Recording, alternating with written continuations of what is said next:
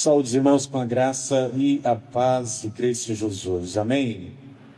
Eu imagino que já estão todos cansados. Quem aqui está ainda com energia para uma noite dos anos 90? Eu acho que eu estou velho mesmo. Vocês estão fazendo muito mais do que eu e estão menos cansados do que eu, aparentemente. Parabéns, muito bom. Gente, eu quero apenas, antes de nós abrirmos a palavra, expressar a minha gratidão uma vez mais. E agora a última expressão de gratidão, já que tudo é a última, pelo menos nessa rodada aqui. Eu quero expressar a nossa gratidão, minha e da Ana. Ela já falou um pouquinho hoje, eu também já mencionei algo.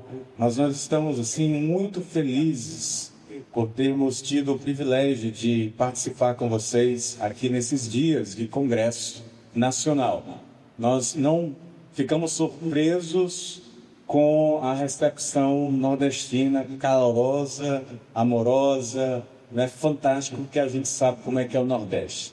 Mas é sempre muito bom experimentar isso quando a gente vem aqui, tá? Então, a gente mais uma vez comprovou que a gente já sabia dessa recepção que a gente só tem aqui no nosso Nordeste. Vamos falar a verdade. A gente sabe disso, como é que é o Nordeste. Então, muito obrigado ao Lucas, ao pastor Lucas, juntamente com toda a sua equipe. A nossa gratidão pelo convite, por confiar o púlpito a nós. E meus parabéns pela organização de uma conferência tão fantástica como foi essa aqui nos dias que nós participamos. Estamos encantados com toda a organização. A gente sabe como é difícil organizar um congresso nesse porte. E nós estamos, assim, felizes demais com tudo que nós vimos desde o início, desde as conversas iniciais até a nossa vinda e estada com vocês aqui. Parabéns. Eu acho que eu nunca comi tão bem em um congresso. Estou falando hoje pro irmão, eu não lembro de ter ido para um congresso para comer churrasco na minha vida. Então, assim, é um negócio fora comum. Então, a gente está muito feliz. Só isso já foi, assim, uma surpresa. Vamos dar, essa foi a surpresa. Mas, enfim, isso é só um detalhe. Mas tudo mais, né? As plenárias aqui, o grupo, o Portals, muito bom. Eu nem os conhecia muito bem assim. Eu sou um pouco desligado desses coisas. Fiquei muito encantado com eles, tanto pessoalmente, como também com a sua musicalidade e as letras bíblicas. Então, isso diz muito a respeito da organização. Né? Quando você traz um grupo, não apenas para tocar ou tirar os pés do chão. Eu vi muitos de vocês tirando os pés do chão. Né? Década de 90, não, acho que não tinha isso na minha época. Né? Na minha época era Zaf Boga. Grupo Logs. Ninguém tira o pé do chão do Grupo Logs. De jeito nenhum. Mas é mais do que isso, né? São letras bíblicas, então isso tem um impacto muito grande. Eu fico muito feliz de poder compartilhar o púlpito com gente como o Júlio César e os demais que estiveram aqui ontem. E com todos vocês, parabéns, Deus os abençoe. Deus abençoe também a nova diretoria que assumirá daqui da frente, tá? E a todos vocês que tiveram paciência de nos ouvir, Deus os abençoe também. Eu sei que tem sido bem puxado para vocês, mas tem sido um prazer imenso poder pregar para vocês. Não sei se vocês sabem, mas quem prega consegue sentir o público, consegue sentir a audiência. A gente tem esse feedback na hora. E tem lugares que é mais difícil pregar e palestrar, outros mais fáceis. E aqui foi um lugar muito prazeroso, fácil. Estava em casa, né? Ana e eu estivemos em casa. Isso é muito bom. Mas tudo bem, agora vamos para o mais importante, fica a nossa gratidão. Abra sua Bíblia, por gentileza, em 1 João, primeira carta de João, capítulo 2. Nós leremos 3 versos. E se você me der um pouco da sua atenção nessa noite cansada, eu prometo que eu vou ser bem mais leve do que hoje de manhã. E agora eu estou falando... Quando eu era pastor, eu estava pastoreando, eu sou pastor, mas não estou pastoreando, estou só na academia agora. Mas quando eu era pastor, um dos meus presbíteros muito amigos falava o seguinte: quando ele fala concluindo, eu já fico esperando os próximos 5 concluindo. Então, assim, mas dessa vez é isso mesmo. Eu vou ser breve mesmo, espero. Vou até olhar o meu relógio aqui. Então, a gente tem um acordo. Você presta atenção e eu vou ser direto no que nós temos para essa noite, tá? Primeira carta de João, capítulo 2, versos 15 a 17. Diz assim: não amem o mundo, nem as coisas que há no mundo. Se alguém amar o mundo, o amor do Pai não está nele. Porque tudo que há no mundo, os desejos da carne, os desejos dos olhos e a soberba da vida, não procede do Pai, mas procede do mundo. Ora, o mundo passa, bem como seus desejos, mas aquele que faz a vontade de Deus permanece para sempre. Nós já oramos, podemos começar. Nós cristãos possuímos uma dupla cidadania. Nós temos dois passaportes, por assim dizer. E essa dupla cidadania, essa dupla nacionalidade gera um dos paradoxos mais importantes, vitais da vida cristã. Porque, por um lado, nós ouvimos o Senhor Jesus dizer, em sua oração ao Pai, em João 17, eu não peço que você, ou não peço, orando ao Pai, para que os tirem do mundo, para que eles sejam tirados do mundo, seus discípulos, mas para que o Senhor tu os guardes do mal. Ou seja, nós estamos no mundo. Esse é um lado do paradoxo. Mas, por outro lado, o Senhor Jesus, na mesma oração, diz, eles não são do mundo. Eu não peço para que os tires agora, mas eles não são do mundo, assim como eu não sou do mundo. Então parece que nós estamos fora do mundo, por outro lado. A nossa cidadania está no céu. Paulo, em Filipenses 3, verso 20, nos diz que a nossa cidadania, a nossa pátria é a Jerusalém celestial. É ali onde os nossos nomes estão escritos, os nomes daqueles que são de Cristo Jesus, foram lavados pelo Cordeiro, estão escritos no livro da vida. Nós somos cidadãos desta nova Jerusalém. Mas ao mesmo tempo estamos aqui, neste mundo mau, ainda lidando com luto, com dores, sofrimentos e o pecado, o maior dos nossos sofrimentos e a causa de todos eles. Então parece que a pergunta para nós, essa noite em que nós fechamos nosso momento de plenárias, de palestras e de mensagens, nós estamos dentro ou fora? Nós somos do mundo ou não somos do mundo? Qual é a verdade por trás de tudo isso? A resposta é ao mesmo tempo sim e não. Continuamos com os paradoxos. Nós, ao mesmo tempo, estamos no mundo, mas não somos do mundo. Uma das grandes tensões da vida cristã é que, ao mesmo tempo em que nós estamos nesse mundo mau, nós não pertencemos a ele. Nós somos cidadãos dessa nova Jerusalém, filhos da luz, que vivem em um mundo em trevas. E como reconciliar essas duas realidades? Como nós devemos nos reconciliar com este mundo, ou como nós devemos, na verdade, andar, trilhar, palmilhar a carreira cristã neste mundo mau. Nesse texto que nós lemos, na primeira carta de João, capítulo 2, versos 15 a 17, o apóstolo nos dá uma descrição do mundo e algumas instruções sobre como devemos viver nele. Apesar de que aqui ele foca no aspecto negativo do que não fazer neste mundo. Veja, a atenção enquanto nós estamos aqui, nós já estamos assentados com Cristo nas regiões celestiais. Nós precisamos então saber como lidar com este mundo mau, uma vez que nós não somos daqui. O apóstolo, nesse texto, escreve um mandamento para nós. Ele nos dá um mandamento no verso 15. Veja, às vezes quando nós pensamos em mandamentos bíblicos, nós imediatamente lembramos dos 10 mandamentos. Assim? Desculpa. Dos 10 mandamentos.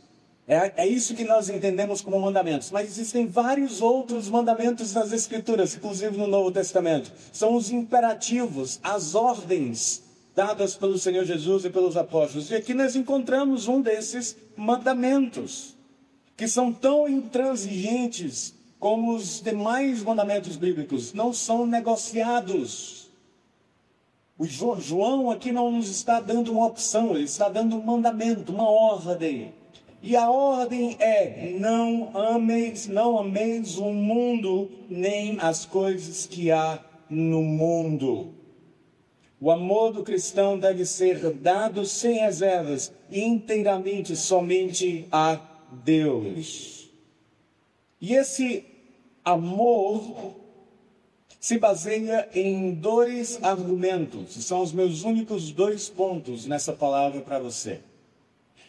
Primeiro argumento de João aqui é que o amor ao mundo e o amor a Deus são incompatíveis. Versos 15 e 16. Após nos dar o seu mandamento, ele diz: se alguém amar o mundo, o amor do Pai não está nele. Porque tudo que há no mundo, ele vai nos dizer o que há no mundo, não procede de Deus, não procede do Pai, mas do mundo. Por quê? Por que eles são excludentes? Por que o amor ao mundo exclui o amor a Deus? Por que aquele que devota o seu amor às coisas que há no mundo não podem amar a Deus e o contrário também? Exatamente porque o amor do mundo e o amor de Deus são excludentes. E aí você pode estar pensando, talvez, e lembrando de João capítulo 3, verso 16. O que é que João 3,16 nos diz? Eu acho que esse é o primeiro versículo que na década de 90, quando eu me converti, eu memorizei. Mas eu sei que você sabe também. O que é que João 3,16 diz?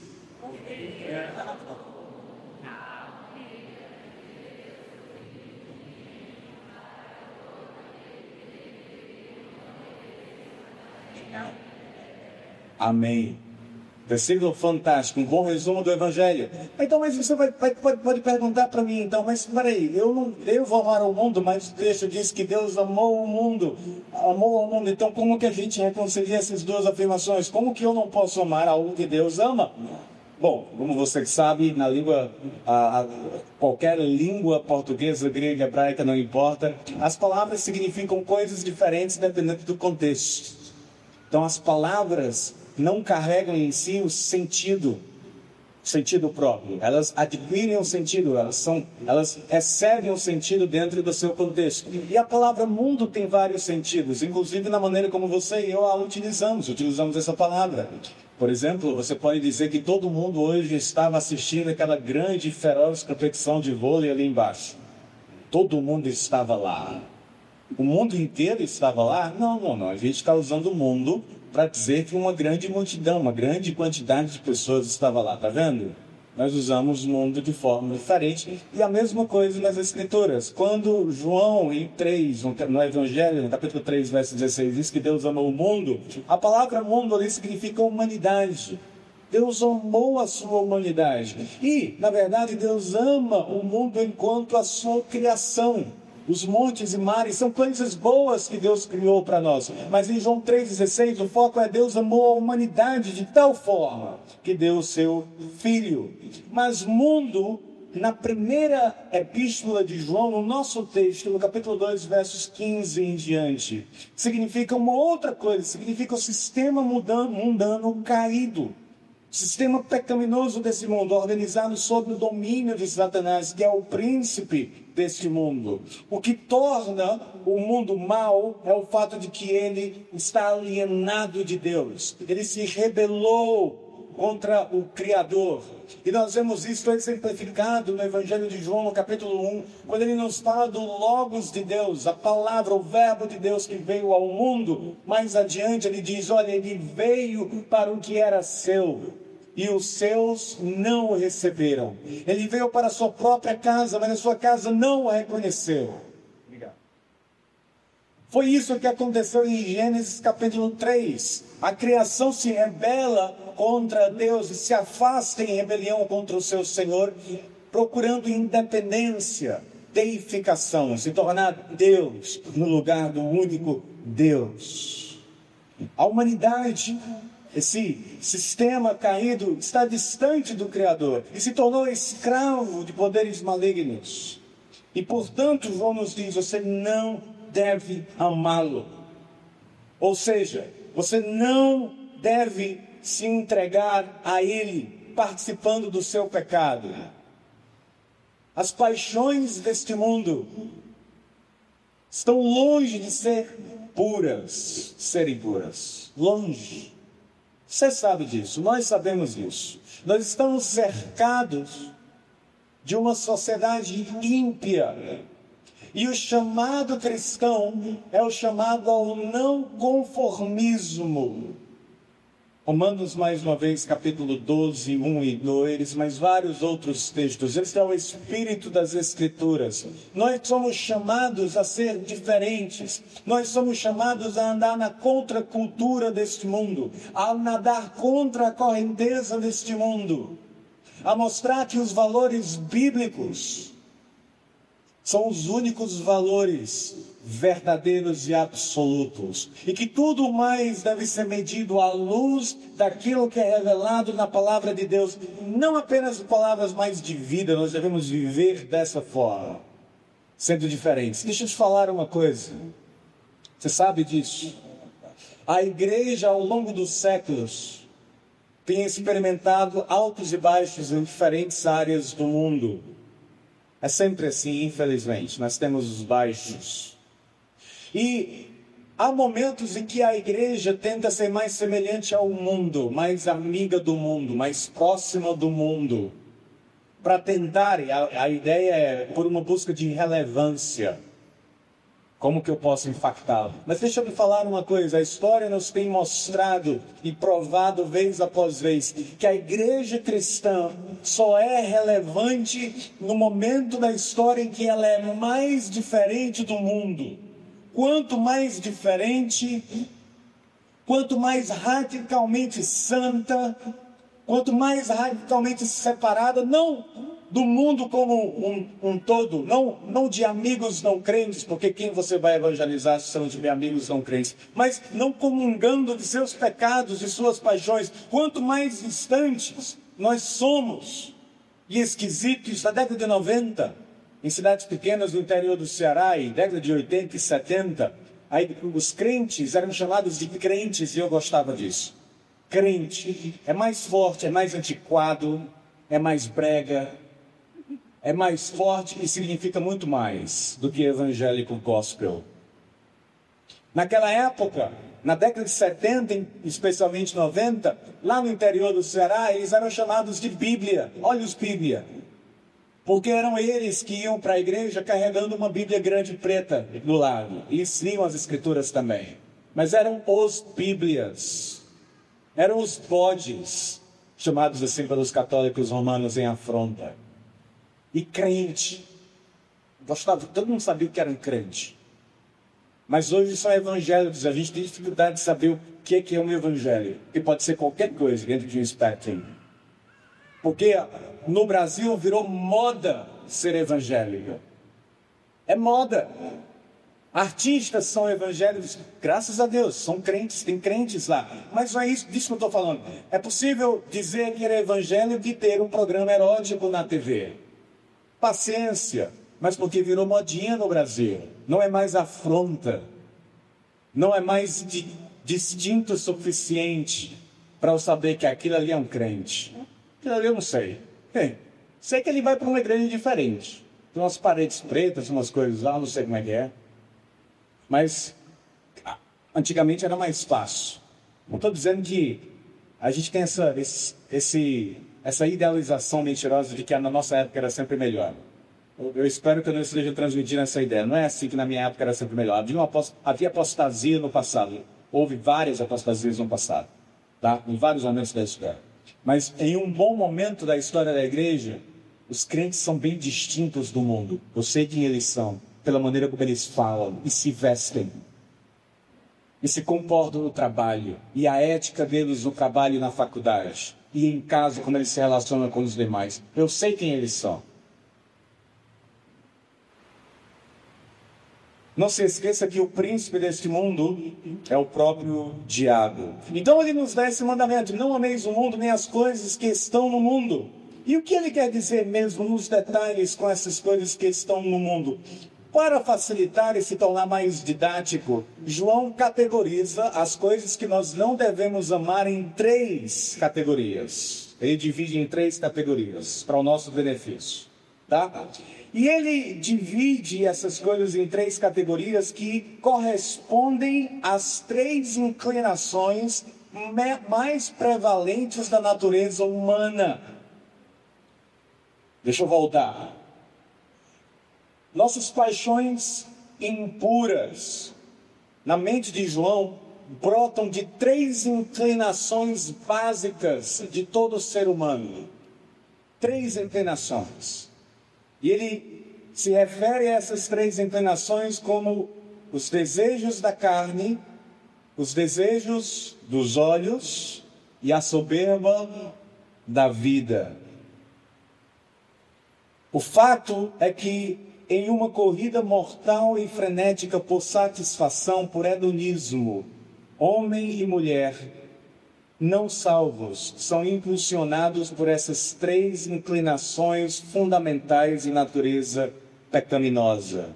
Eles buscam satisfazer os desejos da carne, os desejos dos olhos e a soberba da vida. Você pode fazer um exercício mental, criar uma lista, uma tabela de Excel na sua cabeça e tentar pensar em vários pecados. Não pense no pecado em si, mas pense no nome dos pecados, tá? Já evita esse primeiro pecado aí. Então, os nomes dos pecados que as Escrituras listam, nós sabemos quais são. E provavelmente você vai conseguir colocar esse pecado debaixo de uma dessas categorias, naquela tabelinha, você põe lá em cima, no heading das colunas, você põe concupiscência, se quiser a palavra maior, antiga, antiquada, ou desejos da carne, desejos dos olhos, soberba da vida, e embaixo vai enumerando pecados. Provavelmente você vai conseguir enumerar esses pecados sob uma dessas categorias, tá? Então, João nos traz um resumo das inclinações básicas, fundamentais da natureza humana pecaminosa. É isso. O objetivo de toda busca pelo prazer, de todo hedonismo, é impulsionado por essas 3 inclinações. E é isso que João quer dizer com a palavra mundo. E é isso que João está dizendo. Você não pode amá-lo, você não pode viver para satisfazer essas 3 inclinações. Deixa agora eu falar um pouquinho sobre cada uma dessas 3 categorias. Primeiro, os desejos da carne. Ele diz, se alguém amar o mundo, o amor do Pai não está nele. Os 2 amores são excludentes. Eu acho que foi C.S. Lewis que falou que o coração do homem é estreito demais, é pequeno e apertado demais, não é capaz de comportar 2 amores.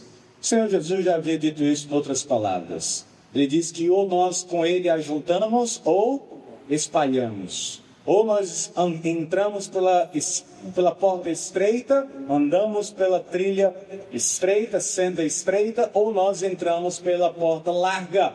Não há meio termo, não há em cima do muro para Jesus. Ou uma coisa ou outra. Ou você ama a Deus ou ama o mundo. Muito bem, os desejos da carne. Porque tudo que há no mundo, os desejos da carne, é a primeira coisa. Essa ideia de desejo da carne tem a ver com um desejo intenso, excessivo por prazer. Desejo da carne, juntando as 2 coisas, tem a ver com libertinagem, luxúria, sensualidade, lascívia, corrupção. E tem uma conotação sexual aqui, tá? E nós vivemos em uma era em que dificilmente eu preciso ilustrar o quanto que essas paixões da carne impuras são impulsões fortes em nossa geração. É difícil imaginar uma outra geração na história do mundo em que sexo foi tão banalizado, em que uma propaganda, um comercial de vinho pode ser feito e deve ser feito com uma mulher seminua. Nos outdoors, aí fora, na TV, não importa mais o horário. Como que sexo passa a definir a identidade da nossa geração? Como que pornografia tem se tornado um problema cada vez mais sério, apesar de tabu, porque poucos pastores abordam esse problema nas igrejas, quando as igrejas estão cheias de jovens e velhos com esses problemas, e não só homens, mulheres também.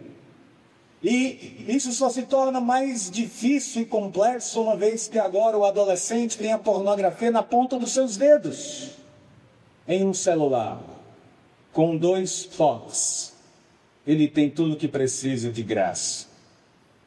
Pais não vigilantes, pastores não atentos a esse problema, jovens não dispostos, homens e mulheres mais velhos a encarar esse problema como algo seríssimo que é. Nós vivemos uma geração em que sexo é o grande ídolo, o grande Deus a ser satisfeito.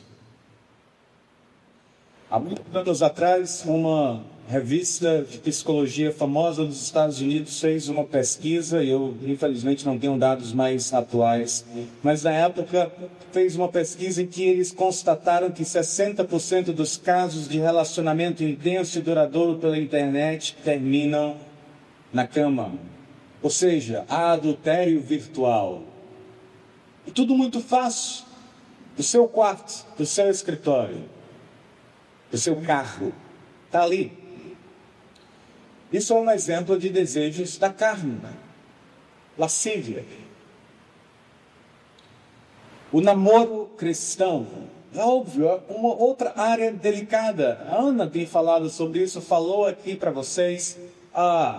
Seria muito mais fácil nós termos regras estritas, isso e aquilo outro. Mas nós temos princípios ainda mais certos, firmes, fortes, mandamentos que nós devemos obedecer. E ter cuidado com a maneira como nós conduzimos namoro, date, seja lá o que seja chamado, esses encontros, de forma santa e piedosa. Não existem proteções para a nossa pureza que sejam demais. Se você puder levantar várias barreiras de proteção, quanto mais melhor. Então você tem proteções do tipo, eu por exemplo, desde muito cedo em meu ministério jamais entro aceito carona em um carro como mulher. Não importa quem seja, não entro. Lembro de uma vez que eu viajava do seminário onde eu dava aula para Brasília, e uma aluna pediu uma carona porque precisava ir para Brasília, tinha perdido o ônibus. Eu falei, infelizmente, se ninguém mais for no carro, eu não levo. Eu tive que ir só. E falei para o pastor dela, ele falou assim, fez certinho, é isso mesmo. Proteções desse tipo, você precisa de muitas delas. E não subestime o poder do pecado, a sagacidade do pecado para nos enganar. Eu não estou aqui dando para você uma lição de moral de alguém que foi perfeito e que é perfeito. Estamos falando de crentes, homens, mulheres falhos. Mas essa é a nossa experiência com o Senhor. E nós precisamos colocar as nossas proteções muito bem definidas. Namoro a 3 é sempre melhor. Com o Senhor nosso Deus, ali. E de preferência uma vigilância dos pais, dependendo da idade. Ou do irmão mais novo, aquele chato. Acompanhando, novelinha. Excelente, não tem problema nenhum. Depois que tudo certo no casamento. Você deixa aquele indivíduo ingrato e deselegante de lado. Mas por enquanto não, fica lá. Eu não vou nem falar, porque a Ana já falou, mas eu não sei nem se chama isso ainda, mas fica gospel. Já pensou de estupidez? Fica gospel. Ainda se fala fica, ou agora a gente pegou mais uma palavra americana para falar de days.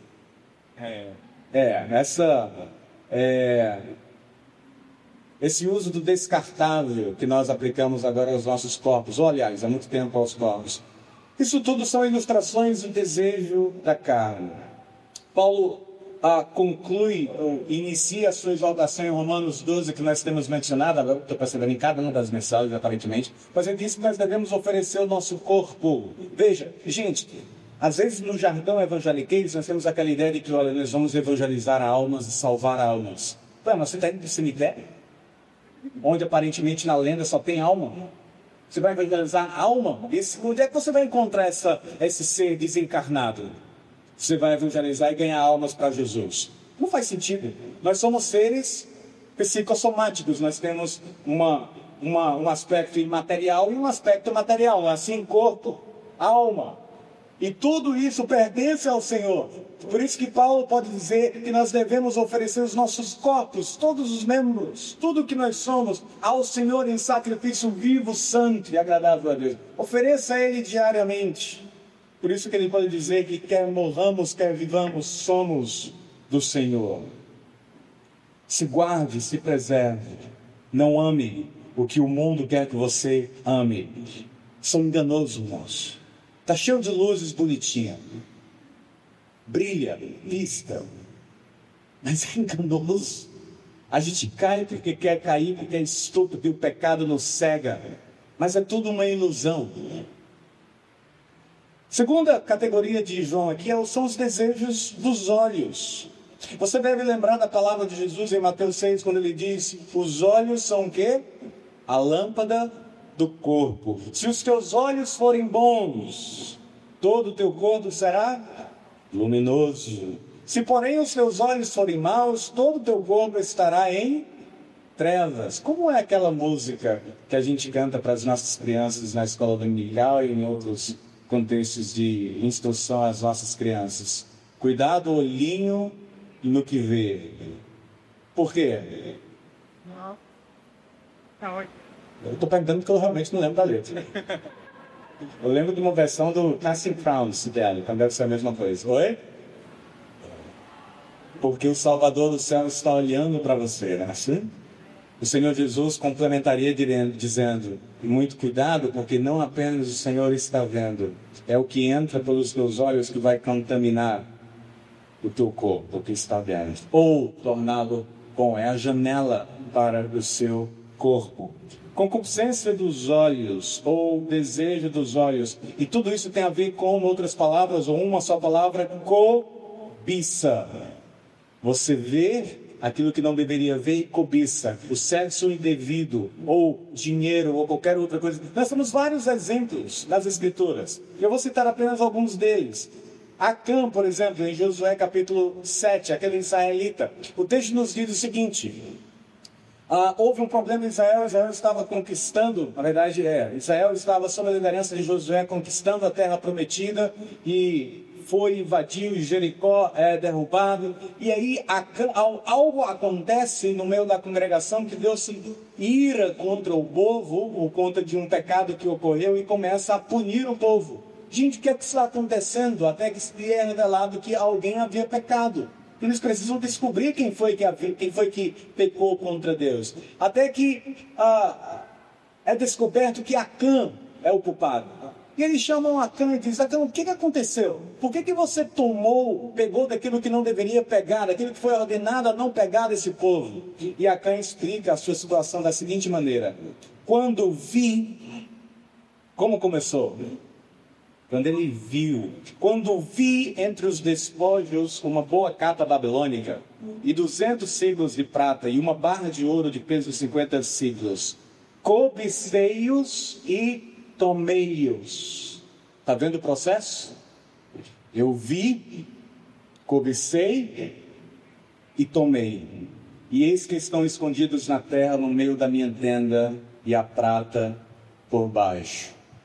Como punição, ele foi morto por Deus. Nós temos um outro exemplo triste nas Escrituras, talvez mais triste. O exemplo de Davi e o adultério com Batseba. O pecado de Davi não começou o pecado de Davi não foi quando ele foi para a cama com Batseba. A sua lista de pecados hediondos começou bem antes disso acontecer e continuou bem depois do adultério ter sido consumado. Na verdade, começou não apenas quando ele viu. A gente tem que dar até um passo atrás. Começou quando o texto em 2 Samuel nos diz que na época em que os reis saíam para guerrear, o bonitão de Davi ficou no palácio. Ocioso. Hoje, quando você fica ocioso, você não tem um palácio como Davi. Você fica... Não sei como o dele ainda funciona, da moçada hoje. no celularzinho lá, né? Ocioso, sem ter o que fazer, mentezinha vaga por ali. Então Davi estava ocioso no palácio. Mas aí nos diz que uma tarde levantou-se Davi do seu leito. Veja só, levantou tarde, ninguém aqui levanta tarde, tem um adolescente aqui, né? E andava passeando no terraço da casa real. Daí viu uma mulher que estava tomando banho. Ela era muito formosa. Gente, começa assim o pecado de Davi. Ele está ocioso e ele vê Batseba, o texto não diz, mas ele cobiça, óbvio, e a toma. Mesmo processo. Vê, cobiça, toma. Quando Davi finalmente se arrepende, somente depois da visita de Davi, da visita de Natã, meses depois, quando ele reconhece que ele é aquele homem da história de Natã, Natã diz, tranquilo, porque você se arrependeu, basicamente, Deus te perdoou. Porque houve arrependimento ali, Deus perdoou. No entanto, a espada jamais se apartará da tua casa. Porque pecado, também na ordem divina, tem consequências. O perdão vem, mas o estrago pode ser feito por muito tempo. O estrago de uma vida de vícios nas drogas pode ter consequências para o resto da vida. Uma experiência de vício na pornografia, consequentemente, pode ter, aliás, igualmente pode ter consequências por muitos anos, e talvez por toda a vida, em seus relacionamentos, ou em seu relacionamento com o seu cônjuge. E em vários outros aspectos, como foi no caso de Davi. Sansão do mesmo jeito, esse foi o grande problema de Sansão, seus olhos. Não é possível. Viu uma prostituta e entrou lá na tenda. Viu uma outra prostituta e entrou na tenda dela. Deus disse, quer saber uma coisa? Quando os filisteus o pega, resolve o problema dele. Seca Sansão. Sansão agora, esse problema ele não tem, ele vai ter outros. Mas esse dos olhos está resolvido. Então, às vezes, Deus resolve dessa maneira. Às vezes, ele manda Natã. Ou, às vezes, ele fura os seus olhos. E resolve o problema. João está dizendo, não ame aquilo que este mundo e a sua natureza pecaminosa te diz que vai saciar os teus olhos. Porque é simplesmente como... Aquele saciamento é simplesmente como o efeito da droga, de drogas, crack, seja lá o que for. Ela vai resolver um problema e trazer torvor por alguns minutos, alguns instantes, mas depois você vai sentir pior. Ou quem faz isso vai sentir pior. E vai precisar de mais, e mais, e mais. E não tem limite, porque é insaciável. Insaciável. Os seus olhos, a sua natureza pecaminosa é insaciável. Eu acho que foi o Júlio que mencionou aqui C.S. Lewis em Cristianismo Puro e Simples, quando ele, em um dos seus brilhantes ensaios, falou, olha, se nada mais nesse mundo me satisfaz, isso só significa que eu devo ter sido criado para um outro mundo. Algo que Agostinho já havia pensado muitos séculos antes. Essa minha alma não encontra descanso senão em ti. Repouso somente no eterno em Deus. Mas por último, João fala, a soberba da vida. Essa sede de honra e aplausos, ambição, orgulho, o homem gosta de se considerar maior do que realmente ele é. Mais importante, orgulho. Você vê como dificilmente eu precisaria me esforçar aqui para exemplificar para você, trazer ilustrações do que é desejos da carne, desejos dos olhos e orgulho e soberba da vida. Isso é experiência nossa. A gente sabe o quanto que o orgulho tem direcionado e tem arruinado a vida da humanidade desde Caim e desde, na verdade, Adão e Eva. Em parte, essa é uma doença alimentada pelos ouvidos, através dos elogios e louvores que nós recebemos e acreditamos nele. Pastor, que palavra maravilhosa. Parece que eu estava ouvindo Spurgeon aqui. Fantástico esse negócio, os raios e trovões. Nem calor senti isso, não calor de Deus, que você pregou. Falando da coisa para anjos falando. A gente acredita. A gente não que você vai achar isso. Que é isso, velho? Mas no fundo, lá no coração, eu acho que eu sou realmente melhor que Spurgeon. Mas se eu tivesse lá, eu teria dado uma aula ou duas para ele. Ajudar esse cara a pregar melhor. E aí a gente vai se entregando a essa soberba da vida. Orgulho, irmãos, foi pecado primeiro de Satanás quando se rebela contra Deus, querendo ser semelhante ao Senhor. Em termos positivos, esse pecado consiste em querer ser Deus, de viver independente de Deus, porque no meu orgulho eu sou maior e melhor do que Deus. Não foi a esse pecado que Eva sucumbe, o primeiro casal, a ideia de ter um conhecimento como do Criador, ser como Ele. Não era suficiente tudo o que eles tinham no jardim. Eles queriam ser como Deus. Eu queria abrir um parênteses e falar àqueles que ainda não têm, se é que há aqui, não há, mas de qualquer forma eu vou deixar isso aí registrado, e falar para aqueles que ainda não têm a Cristo Jesus como Senhor. Todo esse quadro que João nos apresenta demonstra o desejo do homem e mulher de serem iguais a Deus, independentes do Senhor. Eu sou o Senhor da minha vida, eu faço o que eu bem entender. Quando eu quero ir, vou. Quando eu quero ficar, fico. Não vou para a igreja. Ela tem muitas regras, muitos mandamentos.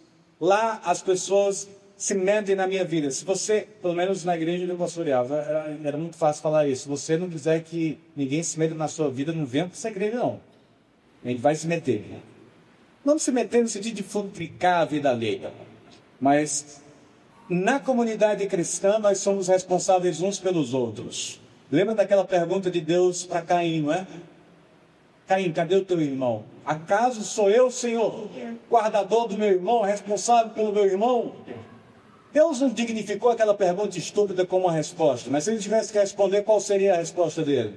Sim, é por isso que eu estou perguntando. Você é responsável por ele. Na igreja nós somos responsáveis uns para os outros. Se você não quiser prestar conta, vai ser mormon. Eu acho que até eles prestam contas também. Vai para outro lugar. Na igreja cristã tem que prestar contas, tá? Mas não, o orgulho é eu mando em mim mesmo. Porém, deixa eu lhe informar uma coisa. Você só estourar sua bolha por um instantinho. Você que acha que é o Senhor dos seus próprios desejos e pecados. Você diz que e acha que peca voluntariamente, por opção. Eu peco porque eu quero. Faço isso porque eu quero. No entanto, aquilo que você acha que domina já te dominou faz tempo. Já te dobrou e colocou no bolso faz tempo. O Senhor Jesus nos disse que aquele que peca é o quê? Escravo do pecado. Deixa eu te contar uma historinha. No início do Império Romano, que iniciou de fato com César Augusto, que antes de ser imperador era Otávio, o que ele fez? Antes disso, o Império Romano, antes de Cristo, era uma república. Então você tinha um Senado, e o Senado decidia os rumos da república, certo? Otávio, muito esperto como era, ele foi acumulando cada vez mais poder, até que ele, sendo esperto, ele nunca pronunciou e disse para ninguém que era imperador e que mandava sozinho no império. Quando de fato ele era o imperador, todo mundo sabia disso. Havia uma transição em curso da república para o império. Mas, resumindo a história de forma bem simples, o que é que ele fez? Ele assumiu o poder do Império Romano para si, todas as prerrogativas passavam por ele, mas ele não se voltou para o Senado romano e falou o seguinte: olha, vocês agora está dissolvido o Senado, vocês não mandam mais em nada, eu sou o imperador, eu obedeço, eu mando e obedece quem tem juízo. Ele não fez isso não, ele falou o seguinte: gente, nada mudou, vocês continuam com o poder, vocês decidem. Decidam aí, o que é que vocês querem fazer? A gente vai ganhar aquela guerra? Só que no final do dia, quem decidia? Era ele. Mas ele manteve o Senado feliz, achando que eles mandavam em alguma coisa. E assim todo mundo ficou bem. Ele mandou a vida inteira e passou o seu império para o seu filho ou para o seu descendente. E assim foi sucessivamente por muitas décadas, séculos até. Mas veja só.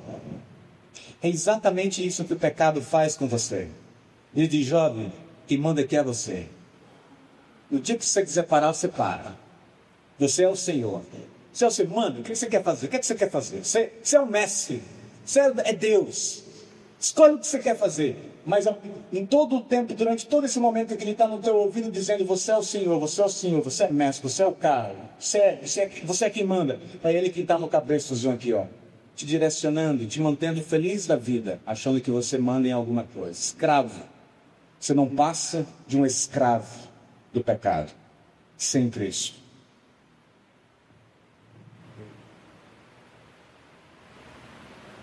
Jesus, no entanto, nos diz: em verdade vos digo, se o Filho vos libertar, verdadeiramente sereis livres. Só nele nós encontramos liberdade. Agora, falando aos que amam ao Senhor, o coração do homem, como eu disse, é apertado demais e só pode conter um desses dois amores. Por isso, a amizade do mundo é o quê? Inimizade contra Deus. E ninguém pode servir a dois senhores. Como eu já falei, infelizmente, o evangelicalismo brasileiro pende para esse segundo extremo de achar que quase nada é pecado. Quase tudo é permitido em nossas igrejas, no geral. E por isso nós estamos em crise. É só notar o número de escândalos no meio evangélico. E o volume de evangélicos no Brasil, e qual é o impacto que nós estamos causando. 1 em cada 4 brasileiros se diz evangélico em 2022, nosso último censo. Qual a diferença que isso tem feito no meio político? Zero.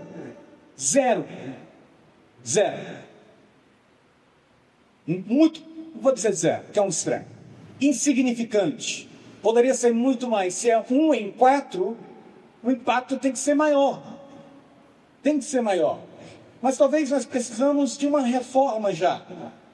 Precisamos reformular essas coisas. E eu imagino que parte da igreja, e às vezes esse é o nosso caso individualmente, acaba contraindo núpcias com o mundo. E esse é um relacionamento perigoso, trágico, como uma boa novela mexicana. O final é bem conhecido, porque já se repetiu tantas vezes ao longo da história, que a gente já sabe como é que vai terminar. Termina com o assassinato da noiva pelo noivo. O mundo sempre assassina aqueles que se enredam com ele. A igreja sempre perde nesse relacionamento assimétrico com o mundo.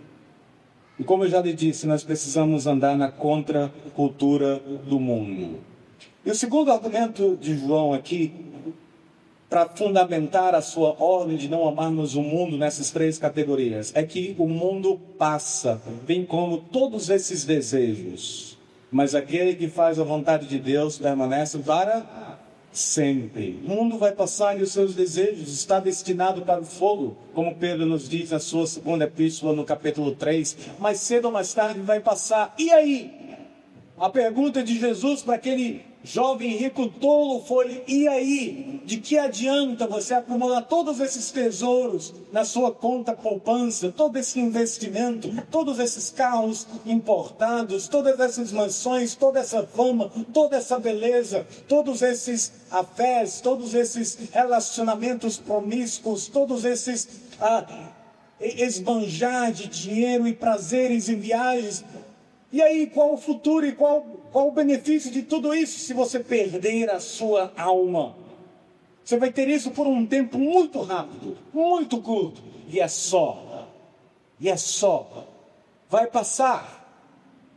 De que te adianta então ganhar o mundo inteiro e perder a sua alma? Perder a sua vida eterna. Somente aqueles que estão no Senhor permanecem. Agora, concluindo, a estratégia de Satanás não é nova. Satanás não tem criado nada novo desde milênios atrás. Ele simplesmente maqueia de formas diferentes a cada geração. Na década de 90 ele falava de uma forma, na década de 2000 de outra forma.